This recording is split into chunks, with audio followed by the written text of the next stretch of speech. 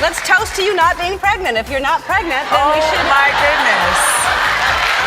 I can't believe it. Mariah Carey is opening up about this uncomfortable 2008 appearance on The Ellen DeGeneres Show. The clip of Ellen trying to pressure the singer into drinking champagne as a way to offset pregnancy rumors recently resurfaced on Twitter. You turned 30. I did. And how was the party? I wasn't invited.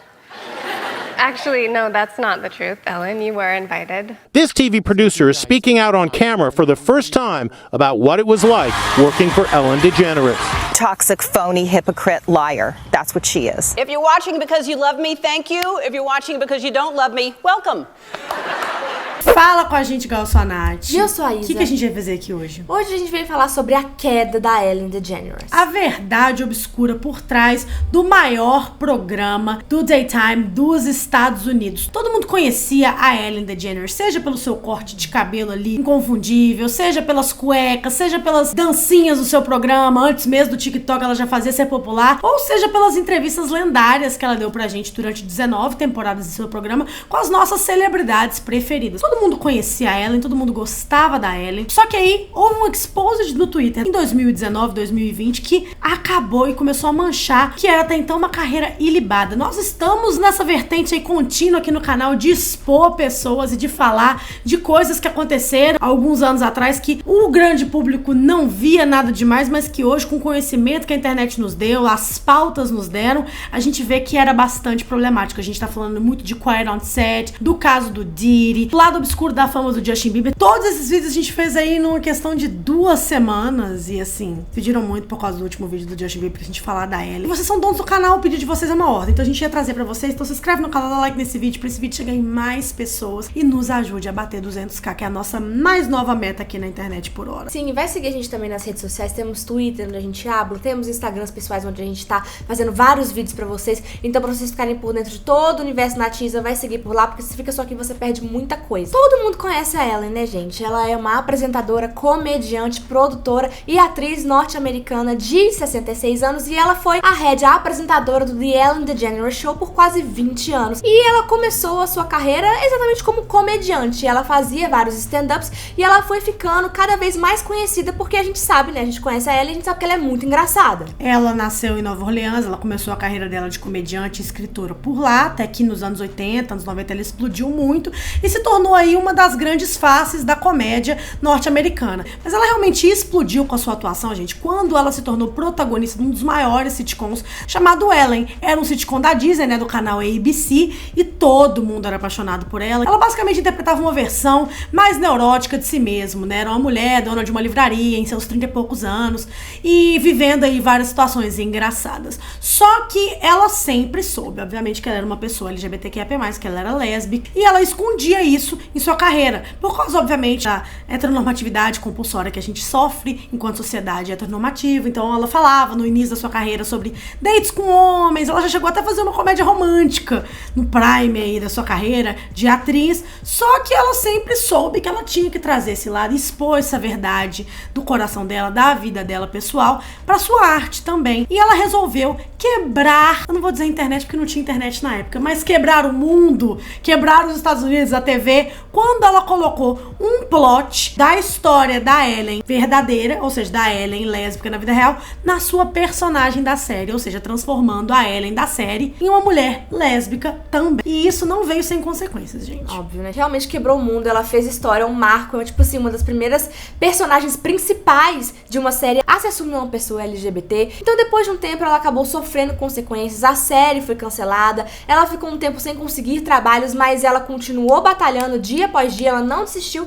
e em 2003 foi quando ela conseguiu ali o seu show, né, apresentar o seu show de Uno, chamado The Ellen DeGeneres Show. Ela acabou perdendo a sua carreira de atriz por causa do preconceito das pessoas com a sua sexualidade, mas 6 anos depois ela ganhou um rebranding que transformaria ela em algo muito maior do que ela era anteriormente. Ela basicamente se tornaria uma das maiores apresentadoras dos Estados Unidos e traria pra gente, ao longo de quase 20 anos, muitos momentos memoráveis da cultura pop. Ela é tão famosa, gente, que ela se tornou, acho que a única apresentadora, comediante, a ser host de todos os major awards da história, tipo o Tony, o Oscar, o Emmy, o Globo de Ouro. Ela era uma momento. E juntamente com o programa de TV, como esquecer também que ela é a voz da Dory em Procurando Nemo, gente. Então, ela trouxe o seu carisma ali, não só pra apresentar um programa de TV, mas também pra dublar um personagem que ficou marcado na história da Disney. Durante 19 temporadas, a gente viu a Ellen se tornar uma das figuras mais poderosas do showbiz americano, com suas danças contagiantes, seus bordões memoráveis, suas entrevistas virais que marcaram a história da cultura pop, além de todo o seu trabalho de filantropia que ajudava milhares de pessoas carentes, além de contribuir para a jornada de muitas pessoas comuns do dia a dia. Ela, sem dúvida, era a talk show host mais influente da TV e uma das personalidades mais famosas do mundo inteiro. E ninguém imaginava, gente, que uma pessoa que montou todo o seu branding em cima do slogan "Sejamos gentis um com o outro" poderia ter a sua carreira manchada ali nos 45 do segundo tempo, quando já estávamos ali nos finalmente do programa, mas foi exatamente isso que aconteceu quando um exposed do Twitter foi feito com o nome dela. Hoje o Twitter, na verdade, não chama mais Twitter, chama X, que o Elon Musk comprou a rede social e mudou todo o nome. Inclusive, vocês estão vendo que o Elon Musk brigou com meio mundo aí, né? Inclusive, o Alexandre de Moraes aí tá querendo processar o Elon Musk, tá uma treta do caramba. E pode ser que a gente não tenha mais X ou Twitter aqui no Brasil, tá, gente? É, gente, tá rolando aí umas decisões pra ver se eles vão bloquear de fato o acesso do Twitter no Brasil. E a gente sabe que o Twitter é uma das maiores redes sociais, então tá todo mundo já começando a pensar, meu Deus, eu vou ficar sem Twitter? Como eu vou me comunicar nas redes sociais? Tem muita gente que usa o Twitter para trabalhar. E é muito louco, porque a única forma que a gente vai conseguir acessar o Twitter, se ele de fato, ou X, né, se ele de fato cair aqui no Brasil, é através de um VPN. Até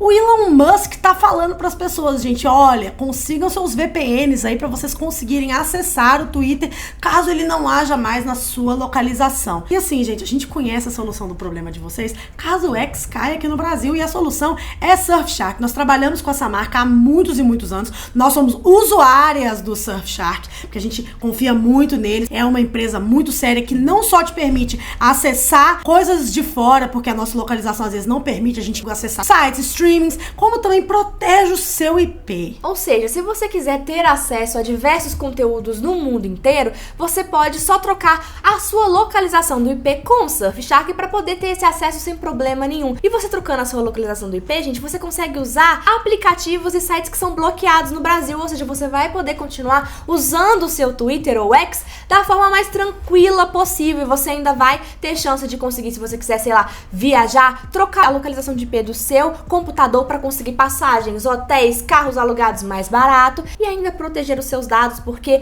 a Surfshark faz uma rede de proteção para todos eles, impedindo que hackers consigam invadir as suas redes e vazar os seus dados pro mundo todo. E a gente não pode ficar sem X logo agora não, tá, gente? Tá saindo muito documentário expondo gente ruim, tá pra sair o novo CD da Taylor Swift, tem muita coisa acontecendo e é no X que a gente se informa. Então, a Surfshark preparou pros nossos seguidores uma oferta exclusiva pra vocês, que a gente vai deixar com mais riqueza de detalhes aqui na descrição, mas acessando o link que tá na descrição, você consegue uma oferta de mais 3 meses adicionais assim que você adquirir o seu VPN Surfshark, gente. Ou seja, você tem todas essas regalias que a Surfshark te oferece com um precinho acessível, ainda mais 3 meses adicionais. E lembrando que se você não gostar do que a Surfshark te oferecer, você consegue aí no primeiro mês cancelar sem nenhum custo, que a gente duvida muito que você vai fazer. Essa oferta, gente, é por tempo limitado e é só pros nossos fãs e seguidores aqui do Natiz. Então já garante ali, vai fazer a sua conta no Surfshark e já se previne se alguma coisa acontecer, você não ficar de fora de tudo que o X vai nos proporcionar. Como a Nath já disse, a queda da Ellen veio de um exposed no Twitter, mas antes mesmo desse exposed, teve uma entrevista que desencadeou toda a queda da Ellen,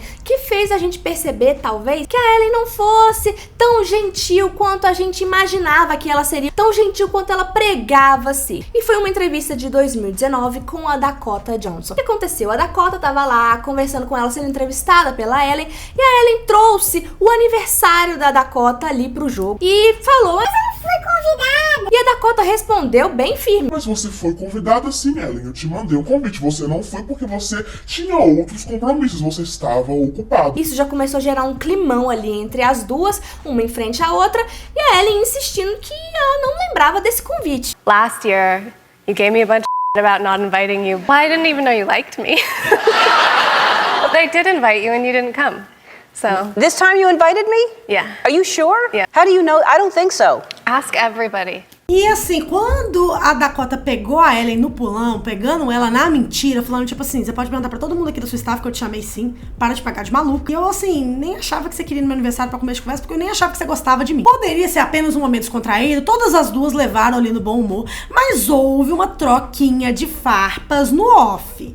A galera já ficou assim, gente, esse momento aqui foi engraçado ou extremamente desconfortável, não sabemos o que pensar. E isso desencadeou toda uma suspeita, porque já havia na boca bem miúda, tá, gente? Nada que tivesse sido assim muito grande, a ponto da galera começar a investigar, mas já haviam pessoas aí que trabalhavam no showbiz que já falavam que a Ellen era meio cri-cri, que ela era meio insuportável, que ela era meio difícil, que ela era meticulosa demais e que ela não era tão gentil assim quanto parecia ser. Mas nada se compararia ao que aconteceria meses depois, em 2020, quando o comediante Kevin T. Porter fez um tweet que abriu realmente as portas do inferno para a vida da Ellen. Ele tweetou o seguinte: todos nós estamos precisando de um pouquinho de gentileza, não é mesmo? Daquele tipo que a Ellen tanto ama falar sobre. Ela é notoriamente uma das pessoas mais cruéis e maldosas do mundo. Responda esse tweet com as histórias mais loucas que você já ouviu sobre Ellen DeGeneres. Eu lerei tudo e doarei $2 por tweet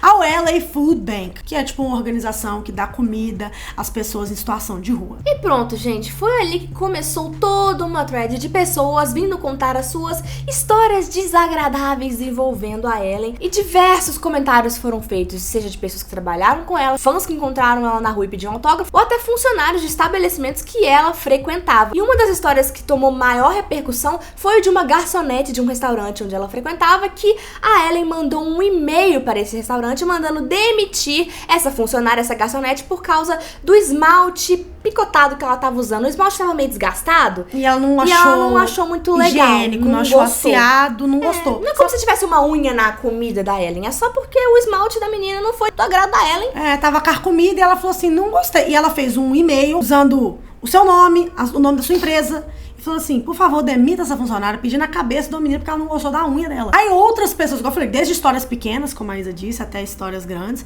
mas talvez uma história também que veio muito a todo vapor, porque essa pessoa foi altamente entrevistada, foi de uma produtora e escritora do programa da Ellen desde a primeira temporada. Ela trabalhou com a Ellen durante anos. O nome dessa PD era Heather Muscat, e ela falou muito sobre a Ellen, de como a imagem que ela vendia era totalmente diferente do que ela era na vida real. Apesar de ela ser uma grande apresentadora e ser bastante carismática, não era bem isso que a gente vivia enquanto estava com ela na vida real. As a host, she's amazing, but as a boss and someone who's behind the scenes running the show, she's a different person. She's not the person people see. O problema é que até aí, gente, tá tudo bem, a gente ama filmes como, sei lá, Diabo Veste Prada. Todo mundo adora a história de uma megera bem sucedida. Mas se fosse só isso, ela é uma megera, ela é meticulosa, ela é famosa há tanto tempo, bilionária, que é meio chata, estaria não tudo bem, mas a galera conseguiria talvez passar um pano, porque a Ellen tinha muito mais tempo de carreira e coisas benéficas e tudo mais do que só essa má fama que não dava pra ser comprovado 100%. O problema é que mais pessoas foram empoderadas por esses relatos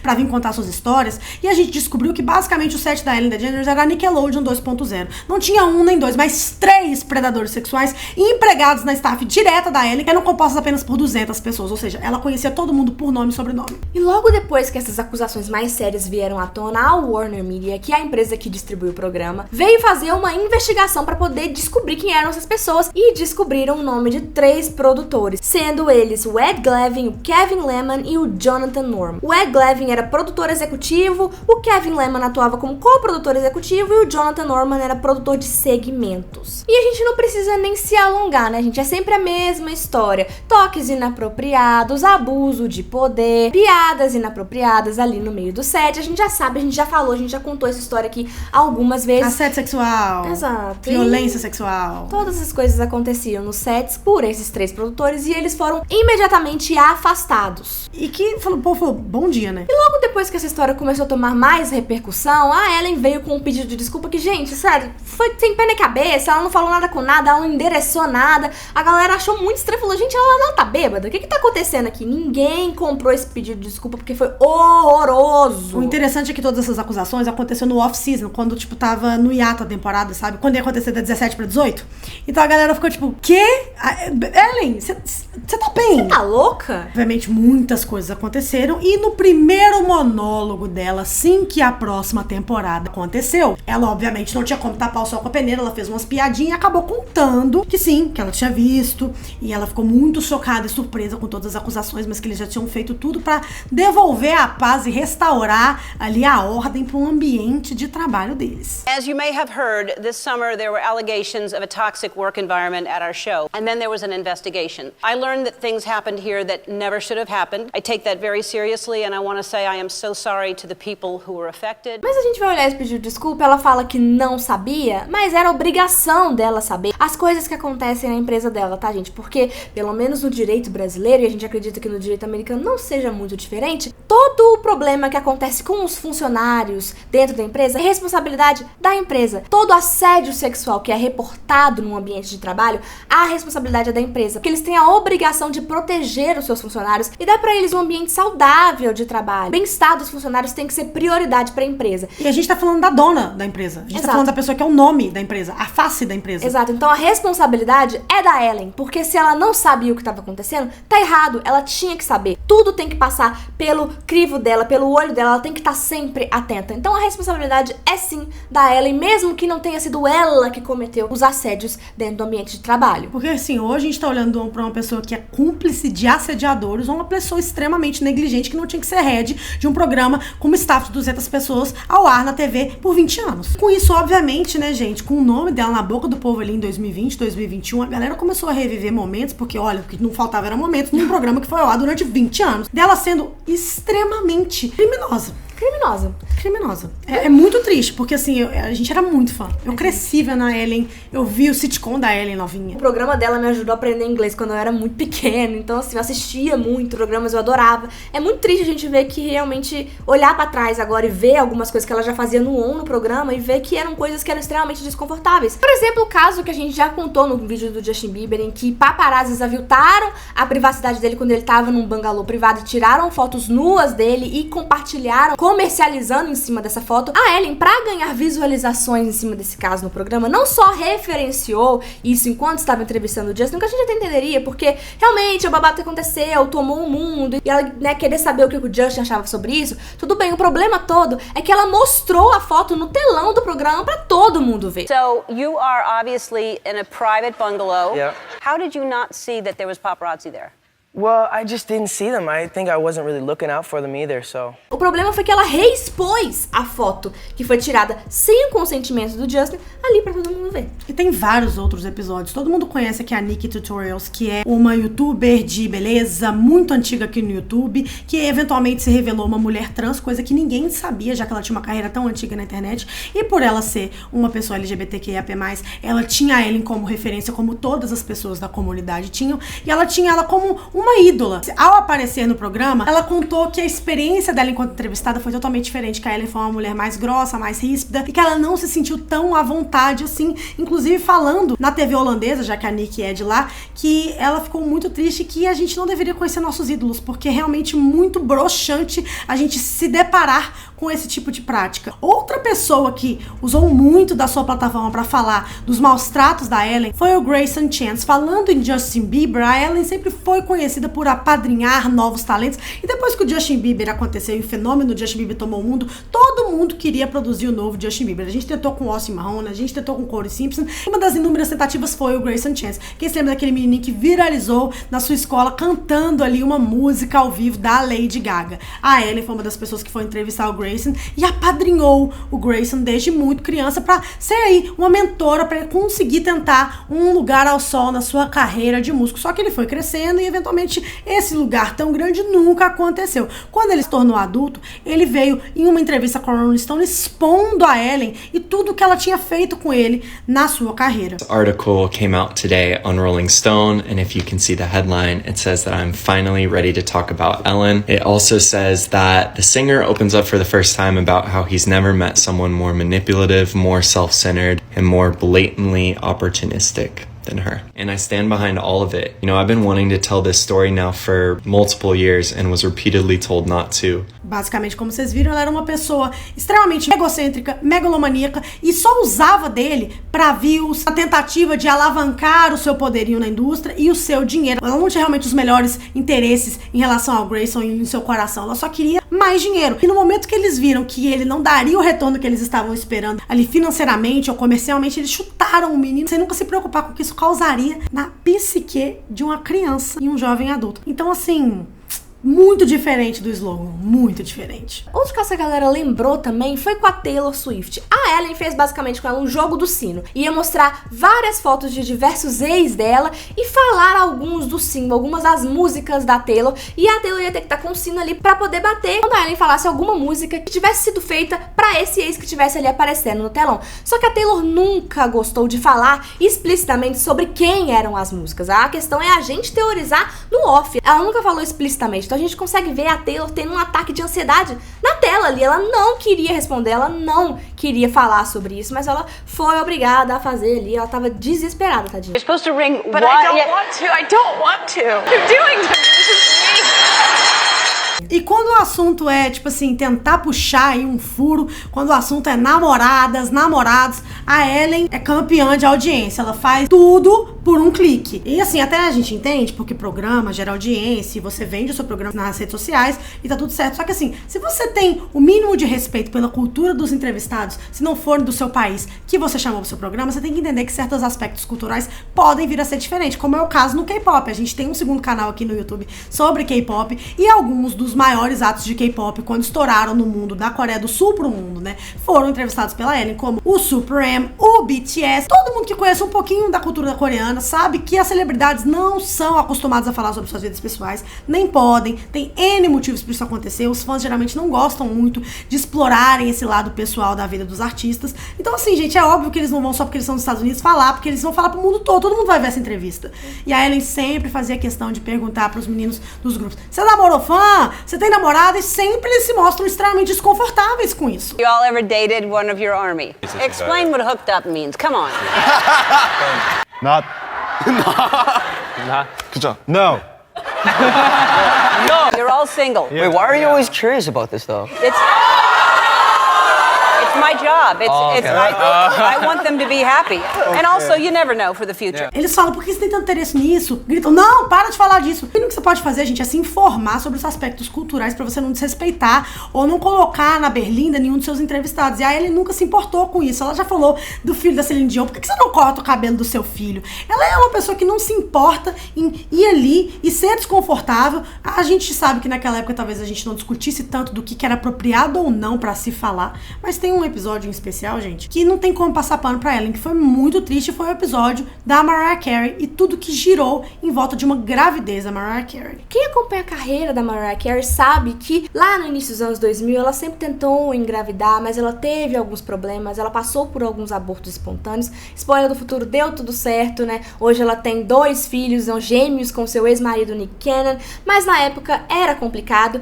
E em 2008, na época da entrevista com a Ellen, ela de fato tinha conseguido engravidar, ela estava grávida. E tinha até rumores de que ela estava grávida, as pessoas estavam começando a comentar sobre isso. Só que ele e o marido dela da época não queriam revelar, porque nessa época, o primeiro trimestre, a gravidez é mais delicada. Mas a Ellen, pra tentar trazer uma exclusividade pro seu programa, um furo de notícias, ela puxou essa informação da Mariah da maneira mais horrenda possível. Want to taste it? I can't believe you did this to me, Ellen. What?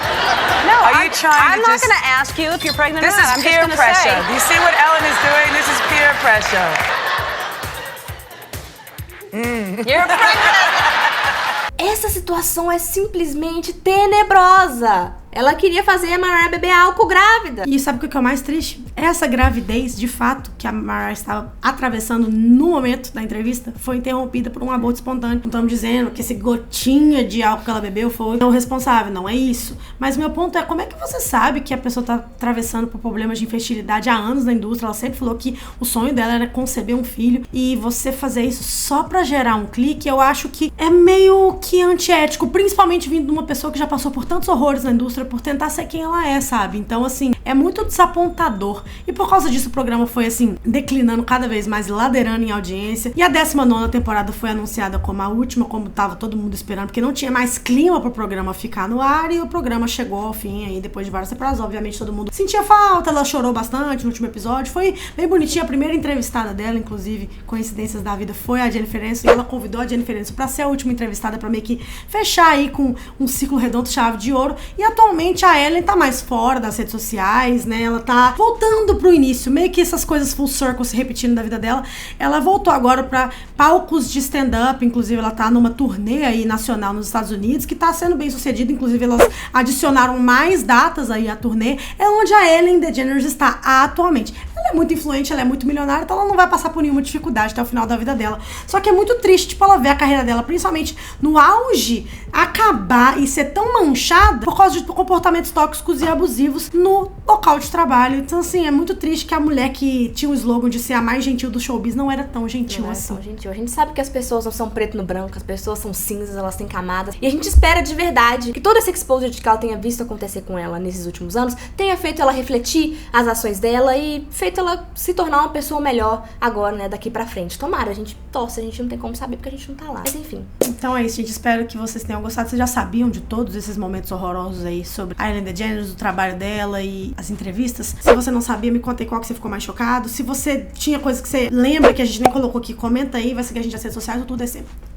Um beijo. Tchau.